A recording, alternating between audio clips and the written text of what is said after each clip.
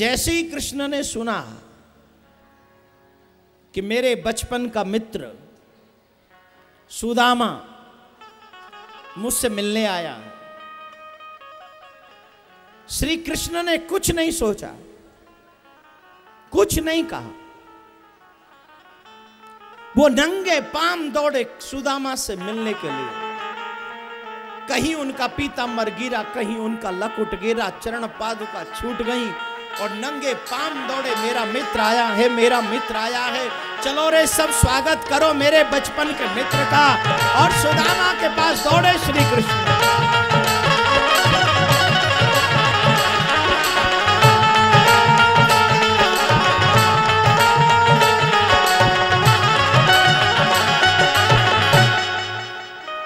जाकर देखा सुदामा बैठे हुए थे, सर नीचे किए हुए थे।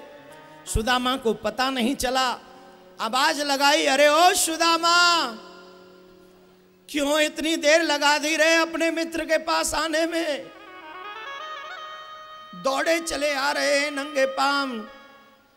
सुदामा ने आंखें उठाकर देखा, मेरा कृष्ण दौड़ा चला रहा है।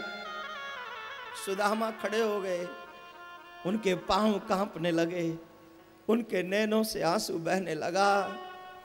द्वारकाधीश ने शायद मुझे पहचान लिया, इसीलिए तो राजा होकर भी राजा होने का अभिमान नहीं है, इसीलिए तो बचपन के मित्र को याद रखा अभी तक। आवाज लगाई, रे कृष्ण, तेरे दर्शन के लिए जिंदा है रे। दौड़े कृष्ण, रोते रोते गए और कृष्ण को, सुदामा को कृष्ण ने अपनी बाहों में भर लिया, अपनी बाहों में भर लिया मेरे गोविंद ने। रोते रोते श्री कृष्ण पूछ रहे हैं, अरे ओ सुदामा, ऐसा हमसे कौन सा अपराध हो गया जिसकी वजह से तू हमें भूल गया?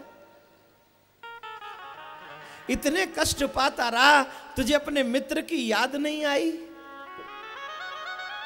ऐसा मैंने कौन सा अपराध कर दिया तेरा? अपराध किया है तो बता ना मुझे, क्या कर दिया मैंने?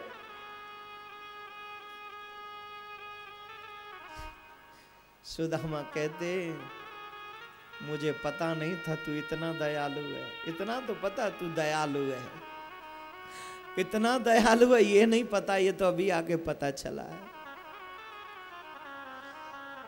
और रही बात दुख की, तो हे कृष्ण, दुख तो उस व्यक्ति के जीवन में आता है जो आपको भूल जाता है। सबसे बड़ा दुख है आपको भूल जाना, और सबसे बड़ा सुख है आपको याद रखना। तो मैं यकीन से कहता हूं कृष्ण, मैं आपको भूला नहीं, मैं हमेशा आपको याद रखा, हमेशा। सुदामा को अपने महलों में ले गए, अपनी सभागार में, जो सबसे ऊंचा सिंहासन था, उस सिंहासन पर सुदामा को बैठाला। रानियों से कहा, जल लेकर आओ, मैं अपने मित्र के चरण धोऊंगा, जाओ जल लेकर आओ। और जैसे ही कृष्ण ने चरणों से हाथ लगाया तो पूरा जाल बुना हुआ है सुदामा के चरणों में। इतना कांटे चुभ रहे हैं कि कुछ पूछो ही मत। जगह जगह से रक्त बह रहा है सुदामा के चरणों से। और जब कृष्ण ने ये दशा देखी तो कृष्ण फूट फूट के रोने लगे। क्या कहेंगे ये दुनिया के लोग कि कृष्ण कैसा मित्र है जो अपने मित्रों को इतना कष्ट देता है। मेरे होते हुए कृष्ण कहते हैं सुदामा को इतना कष्ट हुआ, और इतना रोए कृष्ण, इतना रोए कि जिस पात्र में जल आया उस पात्र से तो हाथ ही नहीं लगाया मेरे प्रभु ने। पानी परात को हाथ छुओ नहीं, नैनन के जल सो पग धोए, देख सुदामा की दीन दशा, करुणा करके करुणा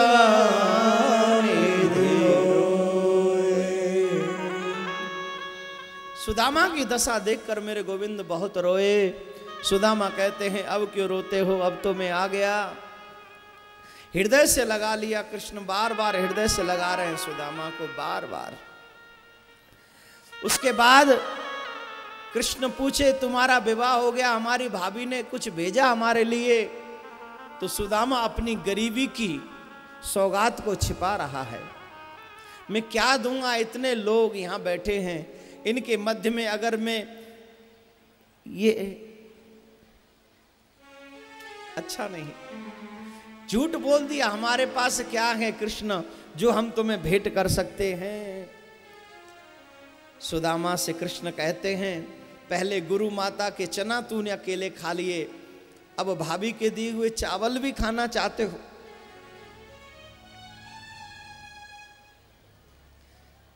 सुदामा को याद आ गई अपनी गरीबी। ये जानते हुए भी ना समझ क्यों बन रहा है कि ये भी चावल मेरे अपने घर के नहीं है, इसे भी तो इसकी भाभी कहीं से मांग कर लाई है, क्या इसे पता नहीं है? अरे ओ द्वारकाधीश, सबको देता है ना तू, सबको देता है ना, तो क्या ये तुझे पता नहीं कि ये मेरे घर के नहीं है? ये भी हमारे घर में नहीं है, इसे भी तेरी भाभी पड़ोसी के घर से मांग कर लाई है रे, ये भी हमारा नहीं है। मैं तो इसलिए छिपा रहा था कि ये द्वारका के लोग क्या कहेंगे कि कृष्ण का इतना दरिद्री मित्र है कि कुछ लाया ही नहीं, लाया तो 2 मुट्ठी चावल। लेकिन मुझे क्षमा करना, मैं भूल गया था, तुम तो भगवान हो ना, तो भगवान हो तो तुम्हें ये नहीं पता कि ये भी मांग के लाए हम? भगवान हो तो ये नहीं पता कि हमारे घर की दशा क्या है? तू अगर भगवान है तो ये जानता है ना कि मेरी दशा क्या है। जब थोड़ी सी आंधी आती है ना तो तेरे बच्चे, तेरे भतीजे डरते रहते हैं कहीं ये झोपड़ी कुटिया गिर न जाए, फूस गिर न जाए। और जब बारिश आती है ना तो एक एक बूंद तेरे घर में गिरती है। कृष्ण तू नहीं जानता ये बात? क्या देंगे? हमारे पास कुछ नहीं है दरिद्रता के सिवा। मेरा मेरा कुछ नहीं, जो कुछ है सो तोर, तेरा तुझको सौंपता क्या लागत है मोर। लो मेरी दरिद्रता ही स्वीकार करो, ये मेरी दरिद्रता है। कृष्ण समझ गए मेरा मित्र आया जरूर है, लेकिन कुछ मुझ पाने नहीं आया मेरे पास, लालच नहीं है, लेकिन मैं इसे इतना दूंगा कि कुबेर का खजाना भी छोटा पड़ जाएगा।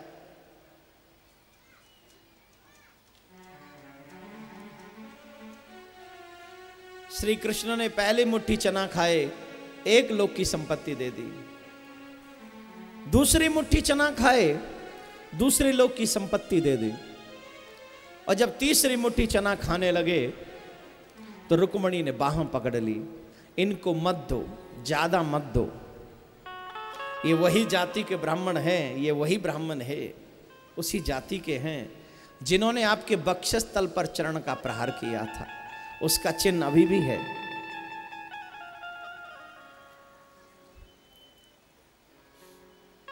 कृष्ण मुस्कुराने लगे, ये उसी जाति के ब्राह्मण हैं जिन्होंने तुम्हारी लगन पत्रिका कुंडनपुर से यहां ला कर दी थी।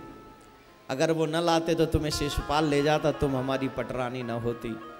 इन ब्राह्मणों की कृपा से मैं कृष्ण द्वारकाधीश हूं, इन्हीं ब्राह्मणों की कृपा से तुम मेरी पटरानी हो, इन्हीं ब्राह्मणों की कृपा से। और तुम ऐसा बोलती हो, ये अच्छा नहीं। मेरा मित्र आया है, जाओ जाकर सेवा करो।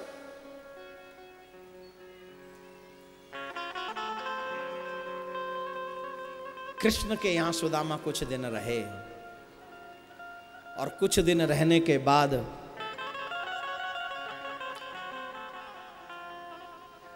सुदामा कहे कृष्ण मुझे चलना है। कृष्ण से विदा लेकर सुदामा आए। अब जब सुदामा अपने घर पहुंचे ना तो बड़ी विचित्र दशा देखी अपने घर की।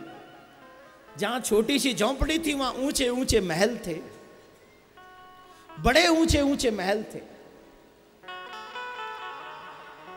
और उन महलों को देखकर सुदामा को संदेह हुआ, लेकिन उनकी पत्नी ने उन्हें समझा दिया। कृष्ण प्रकट हुए। कृष्ण से सुदामा बोले कहीं तुमने ये मुझे इसलिए धन तो नहीं दिया कि तुम्हें लगाओ मैं तुम्हारे पास संपत्ति मांगने आया हूं? बोले ना। कृष्ण से बोले मैं तेरे संपत्ति के लालच में तेरे पास नहीं आया, मुझे नहीं रहना तुम्हारी संपत्ति में, अपना अपने पास रखो, मैं तो जा रहा हूं।